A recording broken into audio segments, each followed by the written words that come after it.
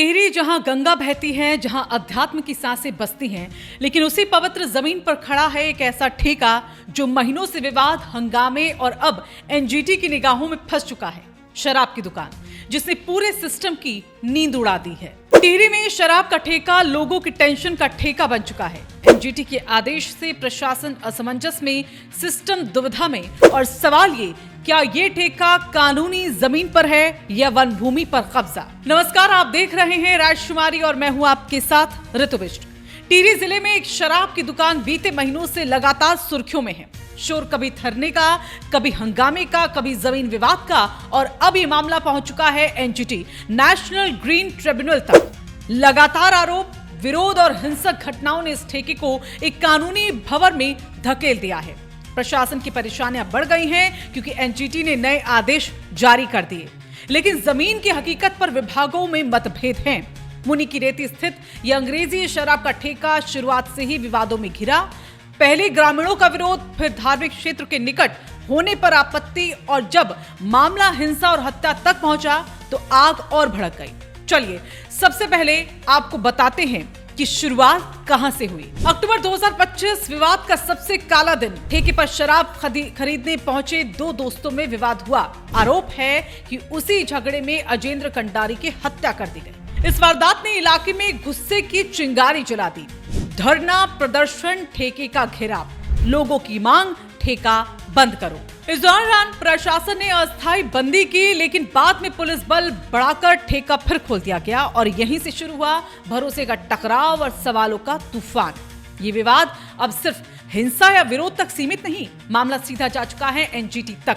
और सवाल सिर्फ एक, क्या ये ठेका अवैध रूप से वन भूमि पर बना है? याचिका में दावा है कि आरक्षित वन क्षेत्र की जमीन पर अतिक्रमण कर दुकान चलाई जा रही है। एनजीटी ने सख्त रुख अपनाया और आदेश दिया।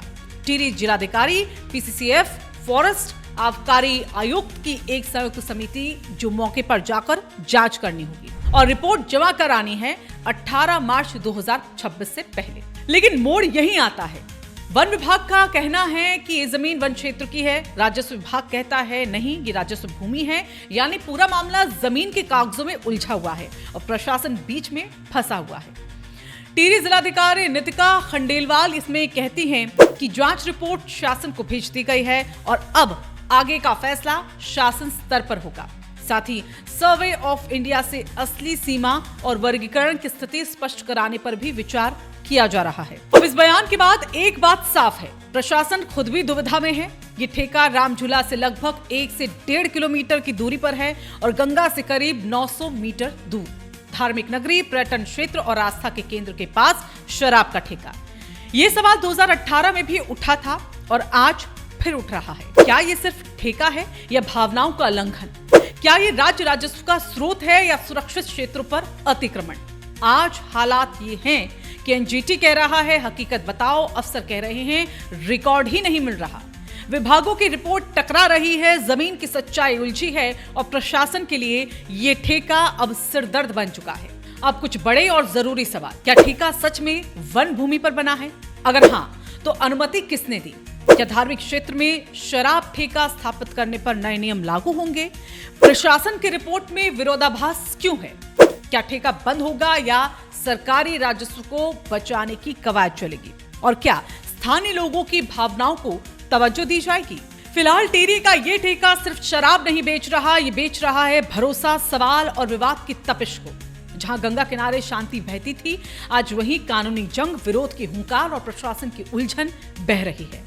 अगर आप चाहते हैं कि ऐसे सवाल उठते रहें, सिस्टम जवाबदेह बने और विवादों का सच बेनकाब होता रहे, तो वीडियो को लाइक कीजिएगा, शेयर कीजिएगा, कमेंट में अपनी राय जरूर लिखिए और चैनल राजकुमारी को सब्सक्राइब करें, क्योंकि हम सवाल पूछते हैं, जवाब मिलने तक रुकते नहीं।